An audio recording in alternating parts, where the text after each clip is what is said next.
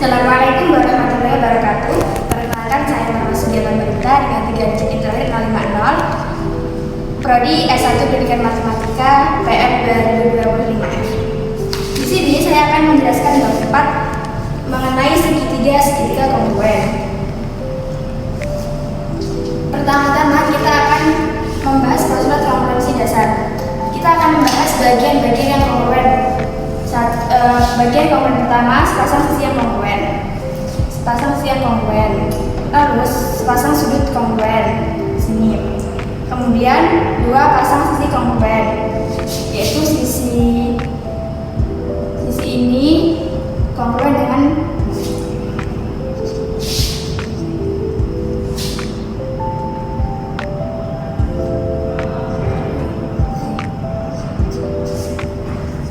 sisi AB kongruen dengan sisi DE, itu yang pertama, dan yang kedua sisi AC kongruen dengan sisi E. Kemudian 2 pasang sudut kongruen, yaitu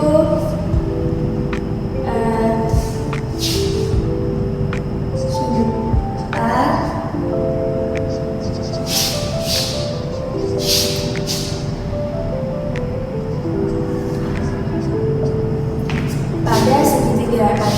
pada segitiga CAB, sudut A kongruen dengan sudut D pada segitiga FDE, dan sudut B kongruen dengan sudut E, maka dinyatakan berpasang. Sekarang kita akan membahas postulat 15, sisi sudut sisi atau biasa disebut SDS.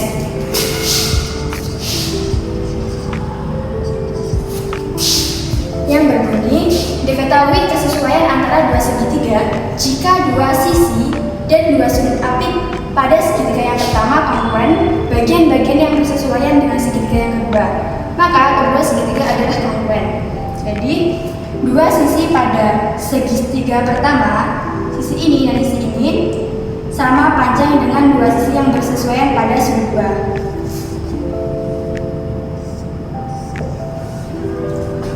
Dan sudut yang diapit oleh kedua sisi tersebut juga sama besar. Sudut yang diapit oleh kedua sisi ini sama besar sudut pada segitiga pertama dan segitiga kedua. Tidak semua 2 sisi dan 1 sudut menjamin kongruen, karena yang menjamin kongruen itu 2 sisi dan sudut apitnya. Jika 2 sisi sudah tetap panjangnya dan sudut diantaranya juga tetap, maka bentuk segitiga tidak bisa berubah lagi.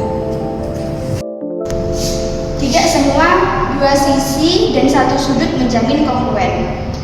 Yang menjamin kongruen itu adalah sudut apit, karena diapit oleh 2 sisi yang bersesuaian antara segitiga pertama dan segitiga kedua. Jika 2 sisi sudah tetap panjangnya dan sudut diantaranya juga tetap, maka bentuk segitiga tidak bisa berubah lagi.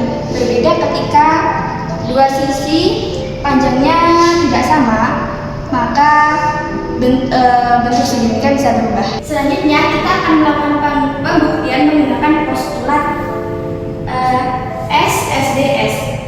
Diketahui segitiga AEC jika dan hanya jika segitiga BED. Buktikan segitiga AEC kongruen dengan segitiga BED. Mari kita buktikan. Dengan mengamati segitiga ini, kita bisa membuat pernyataan-pernyataan baru ini. Pertama, garis AB dan garis CD saling membagi 2 di titik E. Diketahui ya, alasannya karena dia mati. Lalu kedua,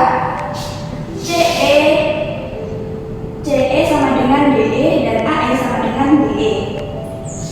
Lalu garis CE kongruen dengan garis DE. Begitu pula garis AE kongruen dengan garis EB.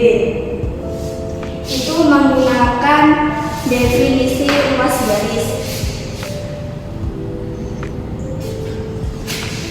yaitu yang berbunyi 2 atau lebih ruas garis dikatakan kongruen jika dan hanya jika ruas-ruas garis tersebut mempunyai panjang yang sama. Bagaimana kita bisa mengetahui bahwa CE dan DE lalu AE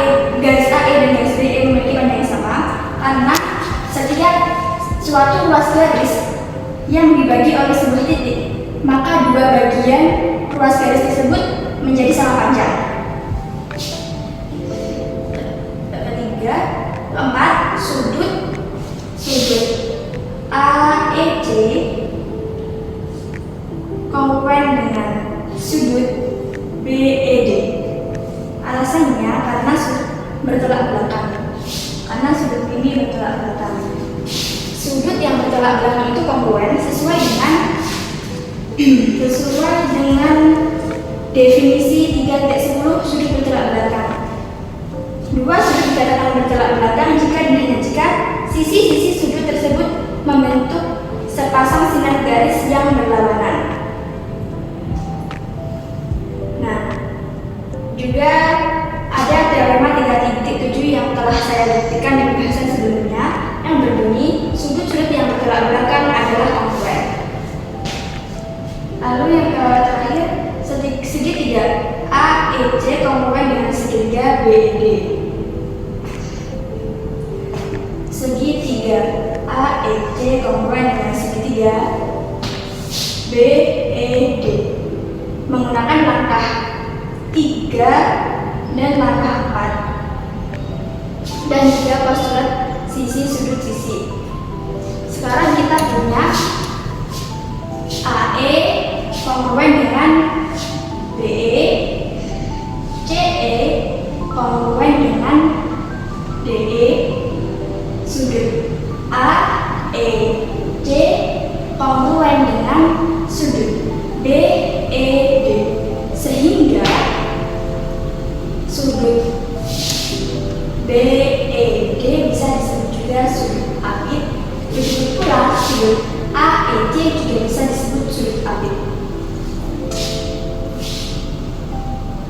Karena memiliki postulat SSDS di mana sudut apit ini dialih oleh dua sisi yang bersesuaian antara segitiga AEC dan segitiga BED, sehingga segitiga AEC kongruen dengan segitiga BED karena sudutnya merupakan sudut apit. Nah, setelah ini juga dapat disimpulkan bahwa sudut A kongruen dengan sudut B, sudut C kongruen dengan sudut D. Karena segitiga kongruen, bagian yang bersesuaiannya juga kongruen. Garis CA pun juga kongruen dengan garis BD.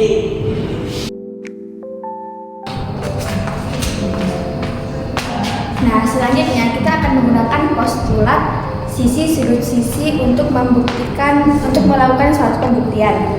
Di sini diketahui bahwa segitiga ABC memiliki ruas garis AD kongruen dengan garis BE. Sudut DAB kongruen dengan sudut EBA. Buktikan bahwa ruas garis AE kongruen dengan ruas garis BD. Kita akan membuktikan ruas garis AE kongruen dengan ruas garis DBD. Kita akan bukti yang pertama yaitu garis AD kongruen dengan garis BE sesuai yang telah diketahui pada gambar. Begitu pula sudut DAB kongruen dengan sudut EBA. Pernyataan kedua, ruas garis AB kongruen dengan ruas garis BA. Sifat refleksif pada kongruensi ruas garis. Lalu segitiga ABD kongruen dengan segitiga BAD. Segitiga ABD kita pecah di sini ya. Di sini A, B, D. Lalu ini kongruen dengan segitiga BAE. Ini B A E BAE. BAE. Kalau kita pecah kita tuliskan seperti ini. BAE. Bagaimana kita bisa menyatakan bahwa segitiga ABD kongruen dengan segitiga BAE? Kita bisa mengemukakan pernyataan ini melalui langkah 1 dan langkah 2, di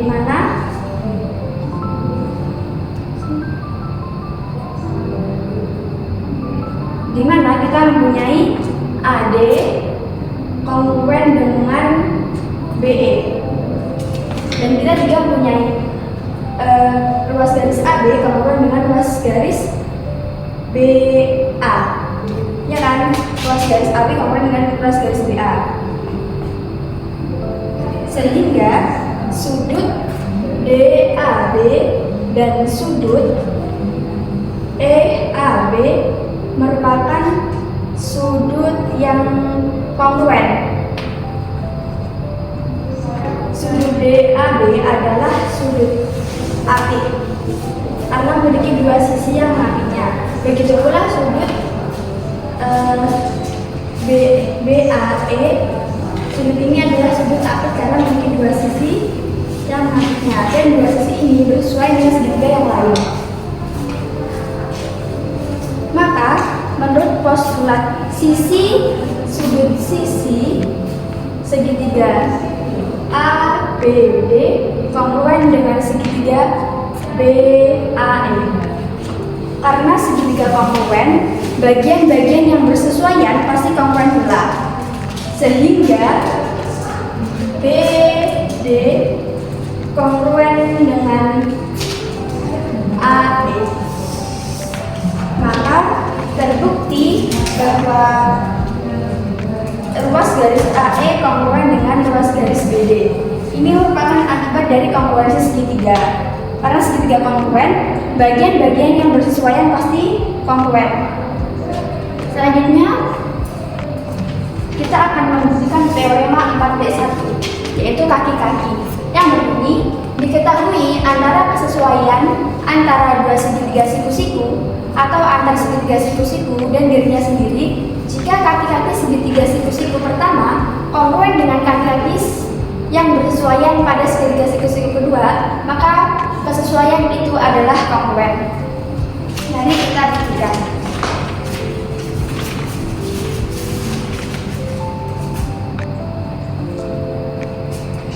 Diketahui segitiga RST dan segitiga XYZ adalah siku-siku.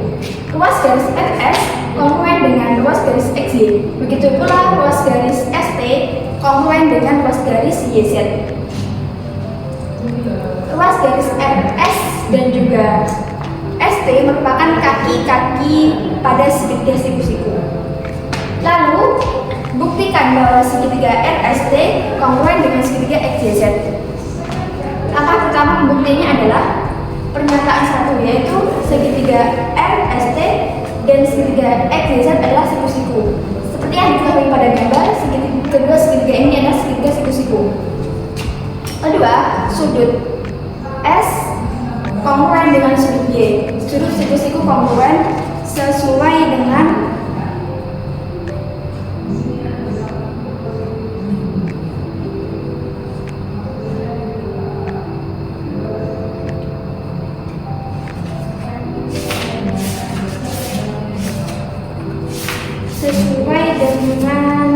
teorema 3.3 yang telah dibuktikan pada fase sebelumnya, yang berbunyi bahwa semua sudut siku-siku adalah kongruen. Jadi di sini sudut S dan sudut Y kongruen. Ketiga, ruas garis RS kongruen dengan ruas garis XY dan ruas garis ST kongruen dengan ruas garis YZ. Telah diketahui dari awal ya.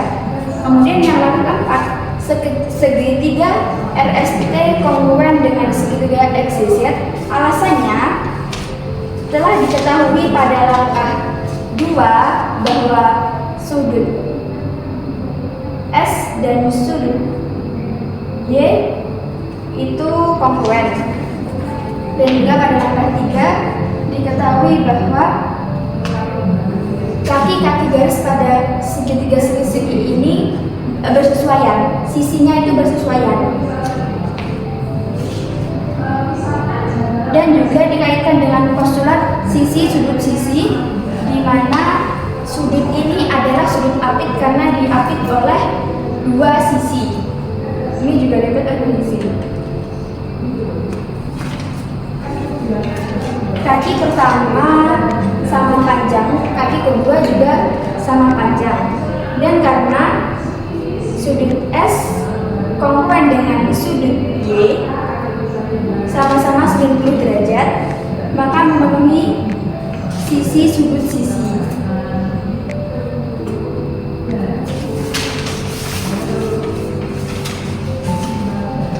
Harus diingat bahwa teorema kaki-kaki itu hanya berlaku pada segitiga siku-siku. Jika kita menggunakan teorema itu dalam satu bukti, pertama kita harus menunjukkan bahwa segitiga yang dibicarakan itu adalah segitiga siku-siku.